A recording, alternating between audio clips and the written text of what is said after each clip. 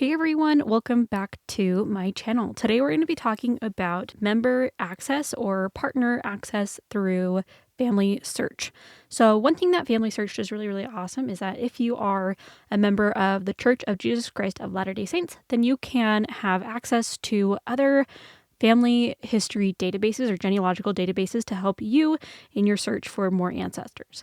One thing that you do need to have set up if you are a member of the Church of Jesus Christ of Latter-day Saints is that you do need to have your Family Search account, so then you can access these different services. You'll need to have this page, which I will link down below, or you could just go to the Family Search access member subscriptions, this URL, or you could just type in partner access into Google, but I will leave this link down below. This will allow you to access these other websites at no cost. However, some of it might be to a certain point. So I know for me, when I'm using Ancestry, that oftentimes I might hit a limit over a certain month of a certain number of records that I can see. And so I have to wait for the next month. So it is a little bit limited in what you can use, but it is still really great to be able to cross your research over all of these different databases without having to pay an extra cost or fee. So let's kind of go over which sites you can use. Now, this does not include any of the BYU computer science tools that you can use. So like Relative Finder or using the Pedigree Pi, those are all at no cost, and you just log in with your Family Search account, and then it'll do the work from there. So the first one is going to be Ancestry. This one is really great. If you want to join Ancestry, you'll just click this down here, join for free, and then it will go ahead and set you up with that member access. Ancestry is one of the largest family history databases, and they do have some really awesome tools that Family Search doesn't have. They often have other records or other systems connected that are not always connected to Family Search. So you can use that to find things. I know I've found different family members on Ancestry that I haven't found on Family Search yet.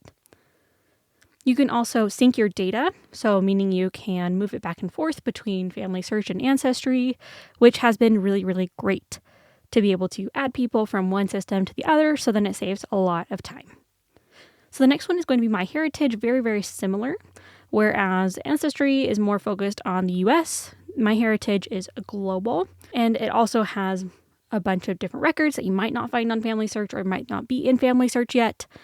And you can also sync it with your family tree. So there is an integration between the two, and you can move stuff back and forth. Now, both Ancestry and MyHeritage do have DNA testing, but that is an additional fee that you'll need to purchase from that company. And then there is Findmypast, mostly for British and Irish records. I haven't delved too much into this, but that would be super useful for me to use in some of my lines. You have exclusive newspaper articles and archives that you can go into, so that would be super helpful for doing some really niche town-based research. So let's say you wanted to go focus in York in England. That would be really great to look at those newspapers to find ancestors that way. All right, next is going to be American ancestors. So their main focus is early American records and genealogy. So if you have any ancestors that came over probably in the 16, 17, 1800s, that would be a really great focus for you to look at. And then the next two are going to be mainly French records, which I haven't used those because I don't have too much French ancestry, but it's going to be Philae and GeniaNet. These two both help you to understand the French research tools and what you can do and what you can't do, and they help you to find records from wherever they are.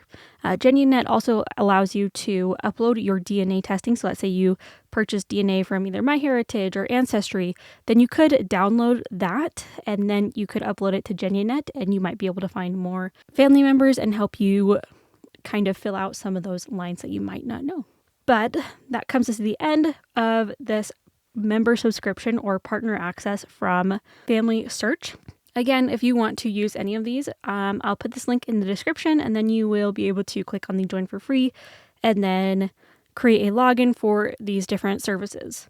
I know it might be a little bit tricky to get started and build out your tree from what you have done on Family Search or Ancestry, but once you have it started and you have it ready to go, it'll be super nice and super easy to use and to further whatever line you are working on with the different resources and the different sources that you might find across the various databases. But I hope that you found this video helpful. If you did, be sure to give it a like, subscribe, and I'll catch you guys in the next one.